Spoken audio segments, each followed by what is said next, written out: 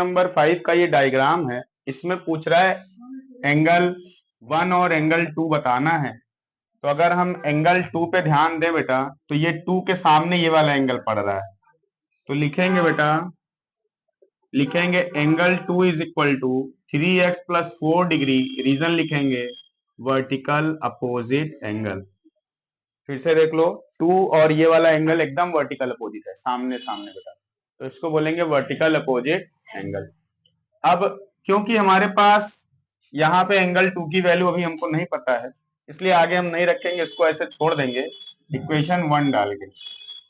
अब एंड करेंगे, दूसरा सॉल्यूशन शुरू करेंगे, ध्यान से देखना बेटा। लिखेंगे एंगल 2 प्लस एंगल 1, लिखेंगे angle 1 plus angle 2 is equal to angle 1 and angle 2 is equal to 180 degree बेटा। अब ये 180 डिग्री कैसे होगा, ये समझो, ये आप लोगों के लिए नया है। 3 चीजें आप लोगों ने पढ़ी, 4 पढ़ी, अल्टरनेट एंगल पढ़ा, वर्टिकल अपोजिट एंगल पढ़ा, करेस्पॉन्डिंग एंगल पढ़ा बेटा, उसके अलावा लीनियर पेयर पढ़ा। 4 चीजें, ये एक अलग है।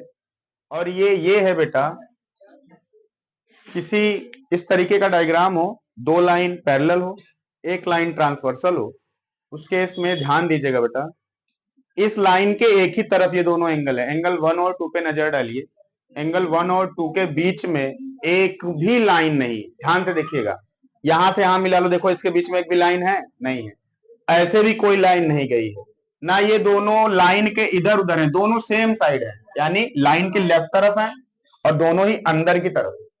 जब भी कभी ऐसा एंगल होता है बेटा, इसको बोलते हैं कंसेक्यूटिव एंगल। कंसेक्यूटिव मतलब लगातार, इन दोनों एंगल के बीच में कोई दूसरा एंगल नहीं बन सकता। एंगल कहां बनते हैं, कोनों पे बनते हैं।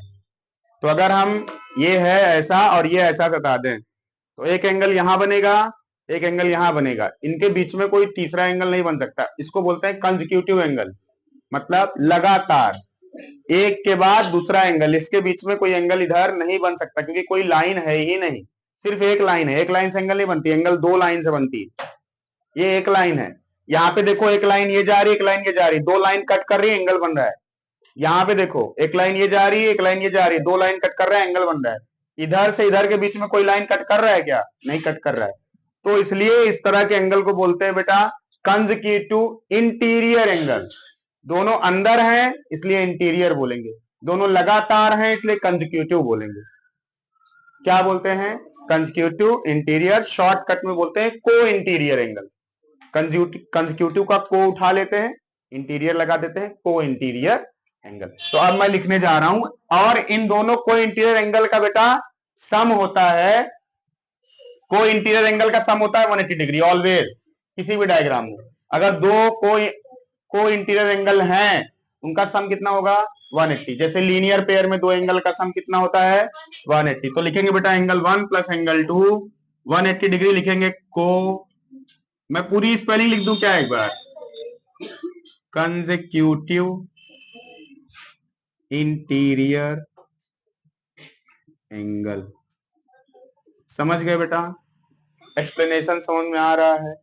आगे देखिए, अभी यहां से यहां लिखेंगे फ्रॉम इक्वेशन 1, इक्वेशन 1 इसको बोलेंगे बेटा, ऐसे इक्वेशन को लिखा जाता है। यहां देखिए, ये इक्वेशन 1, इक्वेशन 1 हमको क्या बता रहा है बेटा, कि एंगल 2 की वैल्यू कितनी है, 3x प्लस 4। तो 2 के ठीक सामने लिख देंगे 3x प्लस 4 डिग्री, इधर है 180 डिग्री। ये चीज समझ में आ रहा है, वैल्यू रिप्लेस किया गया है बेटा, एंगल 2 की जगह ये वैल्यू हमको मिली है, उसको रिप्लेस कर दिया। आगे देखिए,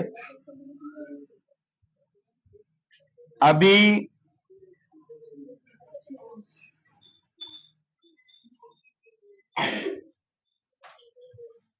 प्लस का 4 है, बॉर्डर ढकाएगा, उधर जाएगा तो माइनस, तो एंगल 1 प्लस 3x, 180 में से 4 माइनस करो बेटा तो 176 डिग्री। अच्छा, एक चीज थोड़ा सा छूट गया, इसके बीच में एक पॉइंट और लिख देता हूं, थोड़ा ध्यान से देखना बेटा। यहां देखो एंड करेंगे, लिखेंगे angle 1 equal x, angle 1 equal x, angle 1 equal x कौन सा रिलेशन है, ध्यान से देखिए। 1 और एक्स का रिलेशन क्या है, vertical opposite angle, vertical opposite angle. इसको डाल दो इक्वेशन 2, क्या डाल दो, इक्वेशन 2। और यहां पे लिखना है फ्रॉम इक्वेशन 1 एंड 2, यहां पे क्या लिखेंगे, फ्रॉम इक्वेशन 1 एंड 2। यहां पे दोबारा एंड लिखो। देखो 1 एंड 2 से क्या करना है, एक चीज बेटा छूट गई थी, उसको कवर करके चल रहे हैं। एंगल 2 की वैल्यू इक्वेशन 1 से मिल रही है, नोट कर दिया था हम लोगों ने। एंगल 1 की वैल्यू देखो बेटा कितना है, एक्स दिख रहा है, तो 1 की जगह क्या लिख सकते हैं यहाँ पे, एक्स।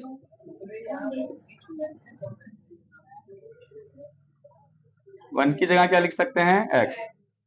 तो देखिए जरा ध्यान से, जब 4 को बॉर्डर ढका रहे थे उसी समय इन दोनों को भी तो मिला सकते हैं, दोनों सेम कैटेगरी का है। यहाँ पे एक्स 1 टाइम, यहाँ पे x 3 time, 3 + 1 4x, very good, हो गया 4x।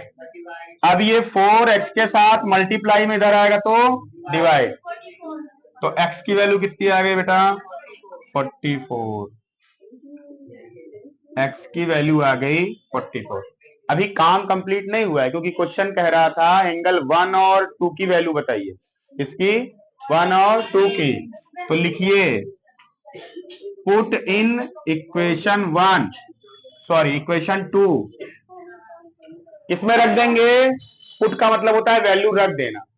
x की वैल्यू किसमें रख देना है, कौन से इक्वेशन में, सेकंड में। सेकंड इक्वेशन कहां है, ये angle 1 equal, angle 1 equal x, x की वैल्यू कितनी आई है 44, तो 1 की कितनी हो गई, 1 आ गया। अब 2 निकालना है, 2 निकाल के फुर्सत कर देते हैं, ध्यान से देखिए। ये 1 की वैल्यू आ गई 44 डिग्री, देख रहे हो,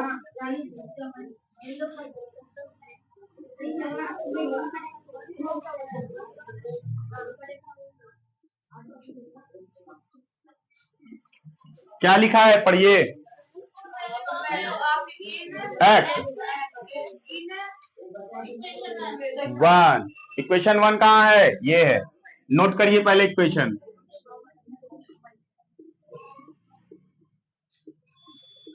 लिखा है put value of x in equation 1, x की वैल्यू क्या है, ये है, इस इक्वेशन में रखना है। कहां रखेंगे, 3 के बाद रखेंगे, 3 के बाद, और 3 और x के बीच में रिलेशन क्या है, मल्टीप्लाई। तो लिखेंगे बेटा 3 इंटू 44 और बगल में है +4, 3 इंटू 44 करेंगे कितना आएगा, वेरी गुड,